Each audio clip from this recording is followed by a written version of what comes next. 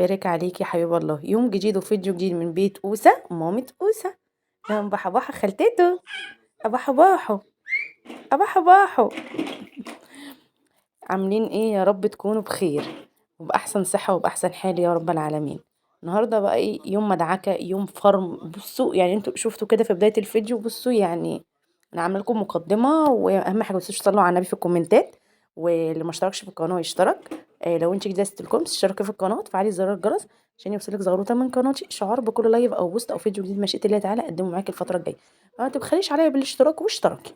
وبجد انا بشكر اي حد اشترك معايا في القناة. بجد بجد نورتونا جدا جدا، وبجد بشكر اي حد اشترك معايا ما اتفرجش، يعني سمع الكلام وما اتفرجش مع الناس اللي هي بتتفرج من بره دول عارفينهم.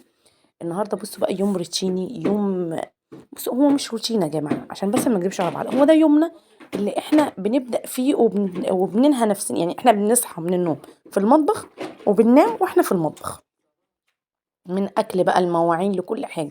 يعني هي الواحده بعد الجواز بتبني حياتها كله في المطبخ. عشان كده الواحد يعني كان نفسه على قد ما يقدر ان هو يغير حاجات كتير قوي في المطبخ ان شاء الله، يعني يغير سيراميك.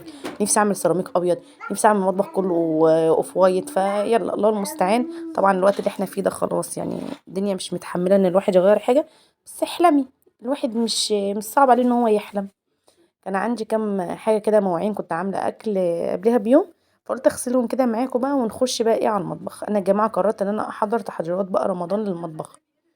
يعني بصوا انا مش قادره اوصف لكم يعني يونس عامل لي ايه في الدراج بتاعه المطبخ والدولاب ذات نفسه. نزل لي كل حاجه وانا بحط كل حاجه كده بالعشوائيه، يعني خلاص بقى ايام الرص انتهى بقى، يعني ايام الرص والحاجات دي انتهت خلاص. فبجد لو انتي لسه قدامك مواعين لسه ما عملتيش مطبخك بقى، خلاص رمضان على الابواب، قومي كده قومي كده وتشجعي كده بيا. حطي التليفون كده قدامك اتفرجي على اوسه ومامة اوسه، وقومي بقى بصي عايزاكي تبدعي. انا هنا كنت صاحيه من النوم بجد، ما كنت شايفه قدامي، مش قادره اعمل اي حاجه. فمحدش يركز في الكم، اوعى حد يعلق على الكم، اوعى حد. ايه يا اوس؟ ايه اللي هم عاملين ايه؟ اللي هم حطوا لايك اشتركوا في القناة وصلوا على النبي في الكومنتات عشان نكسب انا وانتوا حسنات. لا يا عبي، عبي شطورة شطورة. ربنا يهديه والله العظيم، يهدي كل الاطفال ويرزق يا رب كل مشتاق بالذرية الصالحة يا رب. اهم حاجة ما ننساش ندعي لاهل غزة واهل فلسطين، اللهم بردا وسلاما على اهل فلسطين، ويرحم اخويا وابني اللهم امين، ويرحم امات المسلمين اجمعين. ويا رب يا رب يا رب يا رب يقف جنبهم لان الموضوع صعب قوي. بس انا حطيت دي هنا، كنت الاول مش حطاها. بصوا بقى البوتاجاز بقى يا جماعه، وما ادراك وما البوتاجاز. طبعا انا كنت مفرزه معاكم تحضيرات رمضان وكده، وفي حاجه طبعا استعملتها يعني. طبعا انتوا عارفين ان رمضان يعني يتفضل عليه فتره، فاكيد يعني مش نركن كل حاجه في التلاجة، يعني انا الفريزر مش هيتحمل يعني، لازم تستعملي يعني. طبعا اللي جابت جيب فريزر في الوقت اللي فات دوت بجد هي كسبته وما شاء الله، يعني ربنا يعني يبارك لها فيه. طبعا اللي زي حالاتي ما جابهوش، واللي زي طبعا في ناس كتير برضه ما جابتهوش. بجد هو حلو ومش حلو يعني.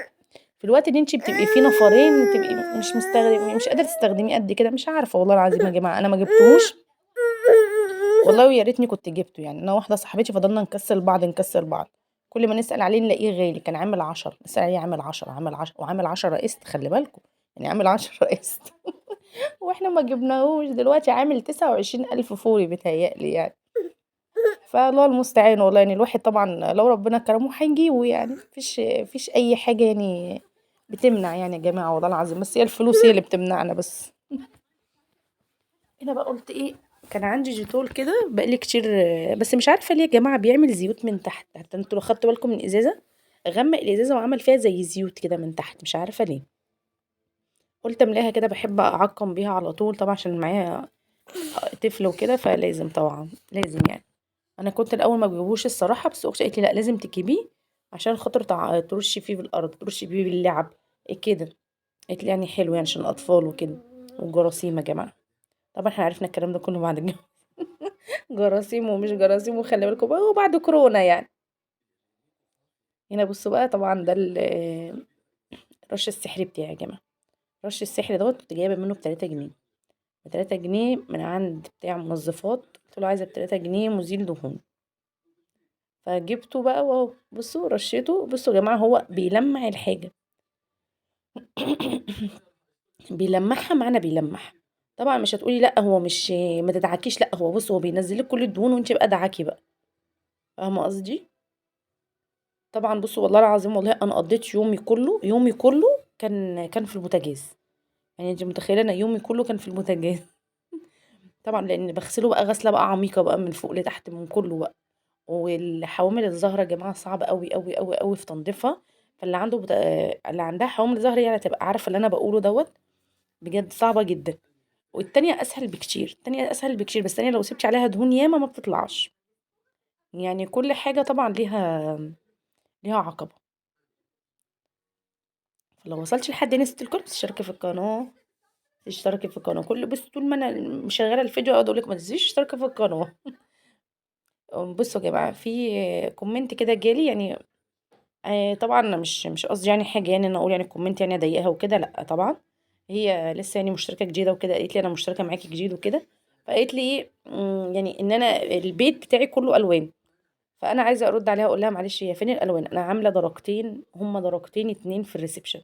هو نبيتي واوف وايت. واللي هو عندي نبيتي اصلا في الريسبشن كله، اللي هو البنكت وكنبه وكرسي، والباقي كله اوف وايت، السفره كلها اوف وايت، كله اوف وايت. طبعا عندي سجاد فاتح وسجاد غامق، طبعا الغامق ده بحطه في الشتاء. وخصوصا كمان ان الفاتح اتبهدل مع ابني جامد قوي لما كنت حاطاه في الصيف. ف... فهي بتقول لي الوان ايه اللي انا حاطاها في الريسبشن؟ والله انا مش حاطه غير درجتين اتنين. انا رديت عليك في الكومنتات، بس انا ما عنديش غير درجتين اتنين يعني. وطبعا الليفنج ده حاجه لوحدها يعني، ده انا عاملاه الكنبه الركنه جنزيري. يعني ده الجنزيري طبعا هو مش، انا مش هعمل الشقه كلها بالاوض ده جنزيري يعني، مش هعملها كلها اوف وايت. فطبعا احنا طبعا انتوا فاهمين يا جماعه الكلام ده، لو اي حد يعني سمعني لحد هنا. يعني انا مش عارفه فين الالوان اللي انا عاملاها والليفنج دي حاجه لوحدها. دي يعني انا براحتي اعملها اي لون. والشقه بتاعتي كلها من اولها لاخرها اوف وايت. يعني الركنه الوحيده اللي انا قلبتها منت، وانا اللي بيضتها انا وجوزي وكده. احنا اللي بيضناها، انا اللي حبيت اغير اللون، لكن هي اصلا كان لونها اوف وايت. يعني انا كمان شقتي البوهيه بتاعتها كلها درجه واحده. حتى انا ما بحبش الغوامق خالص في الحيطه. بس انا قلت تغيير اعملها منت ومش عارفه ايه ومع الجنزير هتليق ومش عارفه إيه. وبعد ما عملتها اصلا اتضايقت من اللون، يعني اتضايقت من اللون، لا حسيته اه لايق وكده، بس حسيته لا مش جاي معايا. بس طبعا مش هقول ان انا اغيره دلوقتي يعني. اكيد يعني انا الاوضه دي بيضتها كتير جدا يا جماعه يعني. اول ما اتجوزت كانت لونها رصاصي فاتح. بعد كده بعد كده قلبتها لبني. عشان كان قلبتها اوضه اطفال وكده. يعني الأوضة دي الصراحة اتمرمطت معايا بعد ما قلبتها أوضة أطفال، ما حصلش نصيب طبعا وابني توفى وكده.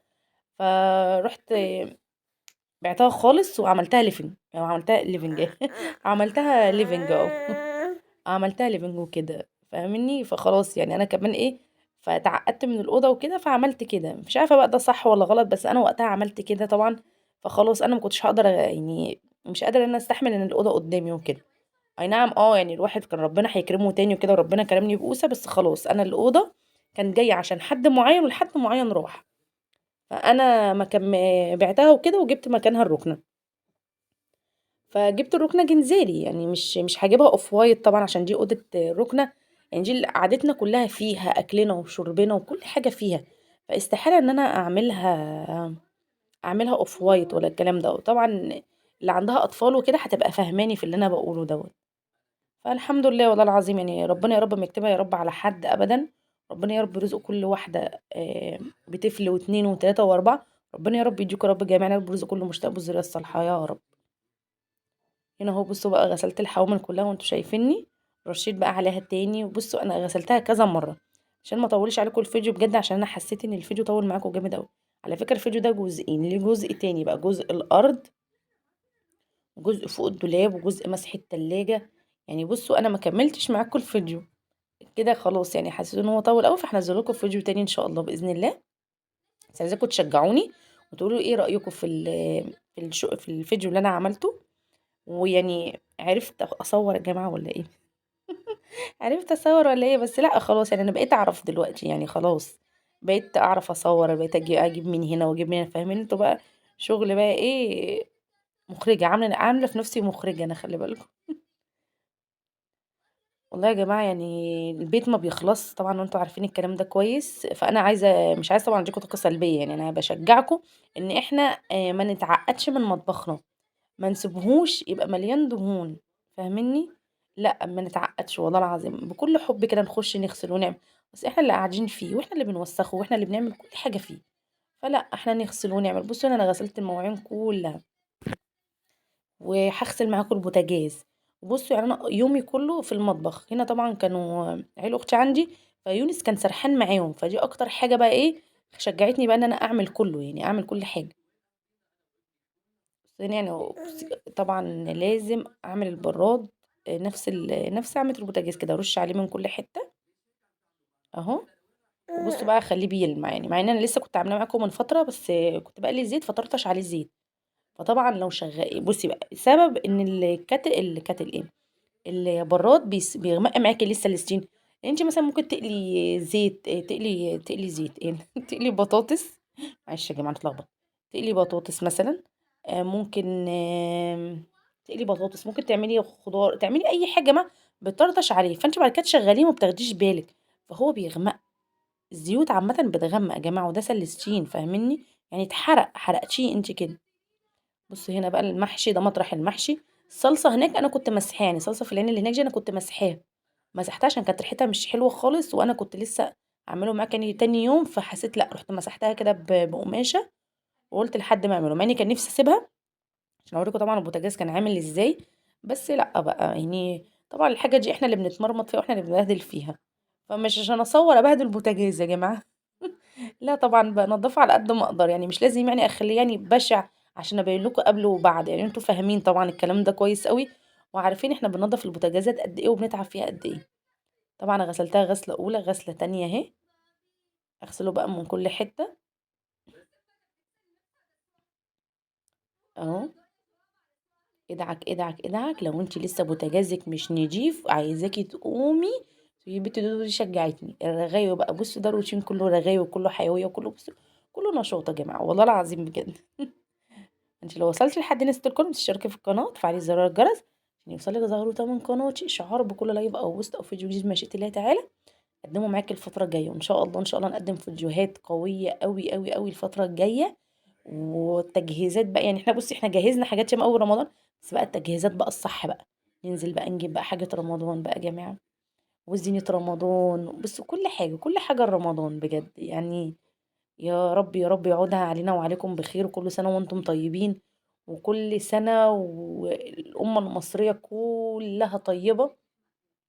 ويا رب يا رب يعني بصوا يا جماعة عايزة ادعيلكوا دعوة كتير قوي والله العظيم من قلبي بجد، بس يعني ربنا يا رب يكرمنا يا رب جميعا يا رب، ويا رب يرزق جوازاتنا جميعا عشان نجيب كل حاجة احنا نفسنا فيها والله العظيم. بس انا بقى رشيت ملمع ازاز عشان خاطر بحس ان هو بيلمع لي البوتاجاز، فاهمني؟ طبعا برش على الازاز وبرش على على البوتاجاز. طبعا انا استهلكت فوط مطبخ مش قادره اوصف لكم يعني. انا عندي قماش وكده وعندي فوط مطبخ بصوا، يعني استهلكت كتير قوي، حتى انتوا هتشوفوهم في الاخر يعني هتشوفوهم. بصوا هنا البوتاجاز بقى بيلمع. بس هنا بقول لكم بصوا شايفين، حطوا اللايك واشتركوا في القناه واعملوا بصوا كل حاجه. بصوا هنا الازاز من تحت، الفرن انا ما عملتوش، الفرن نضيف بس الازاز من جوه الصراحه مش نضيف. بس انا حبيت فيديو تاني يعني اوريكم وانا بفك الفرن ازاي وبغسل الازاز وبغسل كل حاجه ازاي يعني ان شاء الله.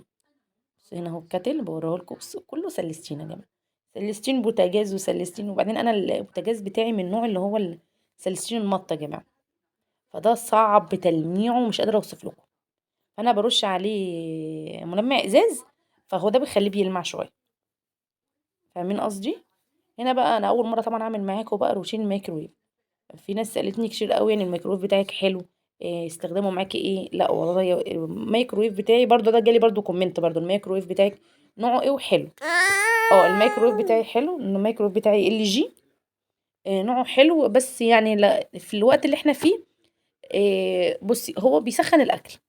بس انا المفروض ان انا كنت جايباه كفرن وشوايه قصدي وميكرويف، الشوايه بتاعته ضعيفه جدا، ضعيفه يعني مش من النوع اللي هي بتحمر الحاجه من فوق.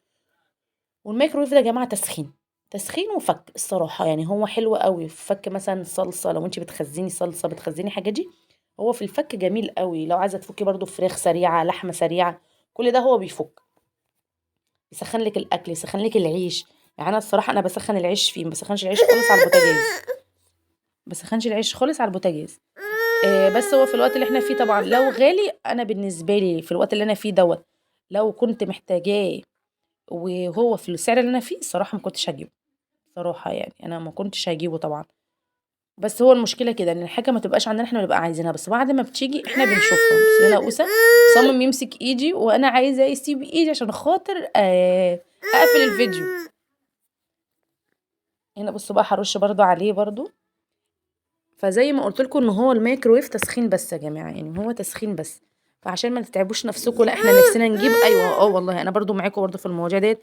كل واحد فينا نفسه يجيب، عايز وعايز وعايز وعايز، بس خلاص يعني. بس هنا بقى النور قطع فانا كنت مصممه اصورها لكم. هنا بقى جوزي قال لي انا سهران في الشغل. فالست المصريه الاصيله لما جوزي يقول لها سهران في الشغل تزقطط وتفرح وتعمل اي حاجه بقى اكل، مش لازم بقى تطبخ وتعمل، فاهم انتوا؟ وانا لسه بقى غاسله بقى البوتاجاز، فبصوا بقى زقططت زقططت يا حاج جابر. عملت القوس وكده مكرونه اللي هي واحده وواحده ديت. وعملت، كان عندي بضايه سلقتها وخلاص كده وفطرنا والحمد لله. فطرنا ايه، اتغدينا والحمد لله. وهنا بقى يا جماعه بصوا، يلا بقى هتقولي انت مش شلتيش الارض ليه غسلتيها الاول؟ عشان خاطر يا جماعه انا عندي طفل وهو اساسا ورايا، فاهمين قصدي؟ هو ورايا اصلا. انا مش هينفع اشيل الارض، انا بعمل كل حاجه. طبعا انا مش هكب ميه طبعا على الدولاب يعني وكده. فانا بغسل اغسل اغسل وامسح. بس بجد يا جماعه كان متبهدل جامد قوي، حتى انتوا هتشوفوا الفرق بعد ما انا امسح. الدولاب رجعت اللمعه فيه بيبرق بربرق. رجعت البربرق بتاعه والله العظيم يا بنات. انتوا دلوقتي هتشوفوا اللي هم عاملين ايه. اللي هم حطوا اللايك، ما تتميسيش يا كوكو، قول لهم حطي اللايك اشتركي في القناه. قول لهم دلوقتي هتشوفوني في الفيديو مبهدل ماما. لا بالتالي مش هيظهر معايا، لان هو انا هنا، هو هنا جاي وانا طبعا مش جايبه غير الدولاب بس. فهو جاي اصلا في ظهري يعني، في ظهري. عايزه اقول لكم انا هنا بمشي وهو ماشي ورايا، يعني انا بمشي وهو ماشي ورايا. سند عليا يقول لي تيتا تيتا. بجد ربنا يقوينا والله العظيم، يعني اي واحده معاها اطفال وعايزه تعمل وتجهز. فبجد الموضوع صعب قوي، يعني الموضوع صعب قوي قوي قوي قوي بقى. ما بالك انت بقى اللي معاها 2 و3، بجد ربنا يقويها ربنا يقويها ربنا يقويها والله. ربنا يقويها. ما حدش يقول لي يا اختي انت معاكي واحد بس، ما انا عارفه يا اختي ان انا معايا واحد بس مطلع عيني والله. مطلع عيني. هنا بصوا بقى بمسحه دلوقتي. انا هوريكم بقى اللمعه بتاعته يا جماعه. هنا عايزه اقول لكم انا السيراميك بتاعي، ايوه انتوا شايفينه بني، فانا عملت ليه اوف وايت في اسود. انا كنت طالباه كله اللي هو اللون الجملي ده يا جماعه، مش عارفين انتوا عارفينه ولا لا، جملي. فهو اللي عمل لي الدولاب، يعني ربنا يسامحه ربنا يسامحه بجد يا جماعه. اصلا الدولاب بتاعي اصلا بايظ خالص من تحت بجد، يعني في عيوب كتير قوي قوي قوي. فبجد لما تيجي تعملي قلموتين لازم تنقي شخص صح، ويا ريت تكون شركه، ما تعمليش عند اي حد بتاع قلموتين بجد. وعايزه اقول لكم ان انا جبت واحد يصلحهولي. بصوا اهي اللمعه شايفين، انا جبت واحد يا جماعه يصلحهولي. ما عمليش اي حاجه يا جماعه والله العظيم، بوظولي اكتر يعني، بوظولي بجد والله العظيم. وخد مني مش عارفه 1700 و 1800 جنيه. ولا بوظولي بجد. يعني المفروض ان انا كنت طالباه منه ان هو يعلقولي عن الارض، يعني يخليه عالي عن الارض وكده. ماشي حاضر، ده انا بصي ده انا هعملهولك كده ومش عارفه ايه وايه يعني هو جه عمل لي قبل كده شباك وقال لي ايه ده، انا بصي ده الدولاب بتاعك ده، لا ده هظبطهولك واعمل. لما جبته يظبطهولي خده معاه تحت. ولا علهوني عن الارض. ولا اي حاجه. انا قلت له طب خلوه، يعني انا كنت عايزاه اعلي من الارض واقفله بقى من جوه، ده طبعا يعني ما انا هقفله بقى.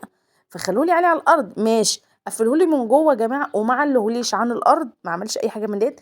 وانتوا زي ما انتوا شايفين كده طلعهولي بره الرخامه. يعني المفروض اساسا الضرفتين لما يجي يفتحوا يكونوا جوه، لا دول بره الرخامه، يعني اي ميه بتنزل عليهم هم، فاهمين قصدي؟ ف ما عمليش اي حاجه من اللي هو قال لي عليها. طبعا الحاجات اللي جوه كلها القلموتان سقط بالحاجه نزل، يعني اساسا اتكسر، يعني انا يعتبر دفعت الفلوس على الفاضي. فبجد نقي بتاع قلموتان. بصي انت ما تنقيش، انت روحي لشركه احسن على الاقل يدوكي ضمان. لكن الناس اللي هم كده دكاكين دول الصراحه يا جماعه ما بيدوش ضمان، والحاجه دلوقتي غاليه. فبجد يعني بجد الموضوع غالي قوي. وهم مش مقدرين الصناعيه الكلام ده، مش مقدرين بجد ان احنا بنجيب الفلوس بصعوبه، يعني مش بسهوله والله. بس هنا بقى بصوا هلم كل الحاجات دي كده بقى هغسلها. طبعا انا مش هسيب اي حاجه على الرخامه ما اغسلهاش. هغسل كل الحاجات دي. انا بجد يا جماعه نفسي افضي بجد الرخامه بتاعتي شويه. بس انا فعلا المجات بستعملها. طقم التوزيع انا ده بستعمله. السكاكين مع المعالق اللي انا بحطها دي برضو بستعملها. والمناديل برضو بستعملها. معلش يا اوسي قومي يلا تيتا. فكله انا بستعمله. فبجد انا مش عارفه افضي ايه. يعني مش عارفه استغنى عن حاجه ان انا افضيها. وبجد انا كمان حابه شكلهم كده الصراحه يعني. انا فضيت حاجات ياما قوي يعني. فانا حابه شكلهم هنا خالص يعني. فلو وصلتي لحد هنا تنسيش تقومي كده. عايزاكي تقومي ثانيه واحده يا جماعه. ثانيه واحده ما اخد القرد بتاعي. لو وصلتي لحد هنا عايزاكي تقومي كده تشجعي تعملي المطبخ بتاعك. بصي عايزاكي تشقلبي المطبخ كده. تشقلبيه. بس كده بصوا انا هغسله من كل حته حرفيا. لسه بقى ما طلعتش فوق الدولاب ديت بقى هعملها مع نفسي. يعني هعمل الموضوع ده مع نفسي ان مش هعرف اصور لكم فوق ازاي. وانا اصلا بمسح الدولاب فوق اول باول يا جماعه. مش سايبه فيه دهون خالص. يعني انا طبعا على قد ما تقدري كده حاولي ما تسيبيش فيه دهون خالص. يعني تشجعي كده تقومي ما تسيبيش اي حاجه. تغسلي فوق تغسلي تحت تغسلي بصي شقلبيه. وعلى طول يبقى ايدك فيه. يعني انت على طول يبقى ايدك فيه. بصوا هنا كان الرخامه البارده يا جماعه. البارده يا جماعه معلش سامحوا. الرخامه حسيت ان لونها بهت. حطيت فازلين. شفت كذا حد يعني بيعمل الموضوع دوت. فقلت اجربه. انا اول مره الصراحه اجربه. فقلت اجربه. حطيت كده فازلين بتاع الشعر عادي يعني. هم قالوا اي فازلين عندك. فحطيته. فبجد يا جماعه فعلا فعلا اعطاني لمعه. يعني اللمعه لحد دلوقتي لسه موجوده. يعني انا مصوره الفيديو ده من يوم الخميس والنهارده السبت. لا والله اللمعه لسه بصوا موجوده. بصوا انتوا حتى هتلاحظوا الفرق. بصوا هنا انا مش عارفه ليه هي عملت كده.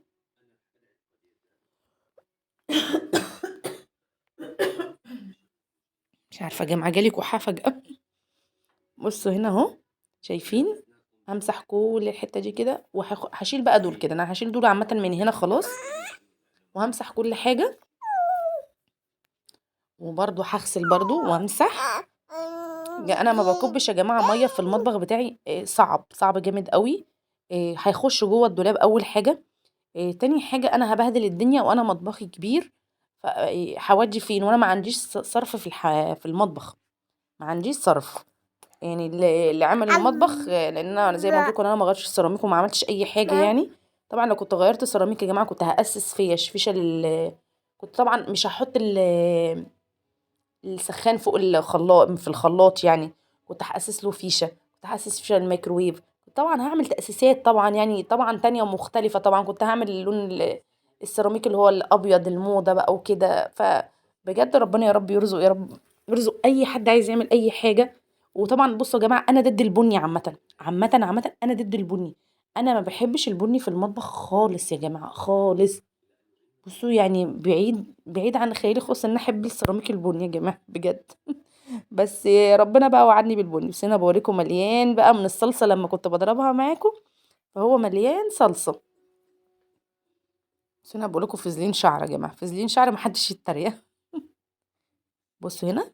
بجد بقى يلمع والله العظيم. بصوا. بصوا الدولاب اهو بقى بيلمع. يعني كل حاجه. كنتش هعمل ديت بقى بس قلت هعملها. بصوا بقى همسح دي برضو نفس الموضوع. هطلع كل حاجه امسح كل حاجه. هنا اوجه هي كانت بتساعدني يا جماعه. لا خدي اوجه دي خدي دي خدي دي. كانت فرحانه. فرحانه عماله اتكلم. قلت لكم بصوا بقى يا جماعه احنا دلوقتي بنصور وبنعمل وبنعمل وبنعمل. ربنا يا رب يهديها يا رب لامها يا رب. هنا صراحه هي كانت بتساعدني وكانت بتشيلي وكده. امال لو تشوف الفيديوهات تقول لها ما بتساعديش ماما ليه. لكن هي بتساعد خالته. هي بتحب خالته وتساعد خالته. هي شطوره اوجه شطوره. شطوره وجميله كده خالص كده. ربنا يا رب يخليها لنا يا رب. ربنا يخليها لنا ويهديها يهديها بجد عشان هي جنانه. بس انا بقول لكم انا خدت الشمعدان. بس انا بقى امسح برضه هحط برضه فازلين وامسح. بس بجد الرخامه دي يا جماعه هي اللي فعلا بتاعت البار. هي اللي فرق معاها اللمعه. من بص بتلمع. بتلمع بتلمع يا جماعه بجد. بتلمع بتلمع يعني. سو. عايزه اقول لكم لحد دلوقتي اللمعه فيها جميله قوي. فرحانه قوي بيها. فرحانة بلمعتها أوي. فلو وصلتِ لحد نص الكم تشتركي في القناة وتفعلي زر الجرس عشان يوصلِك زغروطة من قناتي إشعار بكل لايف أو بوست أو فيديو جديد مشيئة الله تعالى أقدمه معاكِ الفترة الجاية. ونورتوني نورتوني نورتوني تاني، متنسيش تحطي اللايك، متنسيش تحطي اللايك عشان اللايك ده اللي بيفعل بيعلي الفيديو. لو وصلتي لحد هنا تقولي انا حطيت اللايك اهو يا هاجر، لايك رقم 1 لايك رقم 2. فبجد يا جماعة والله العظيم اسعدتوني جدا، ويا رب الفيديو يكون عجبكم، واستنوني في فيديو جديد، ومع السلامة وباي باي.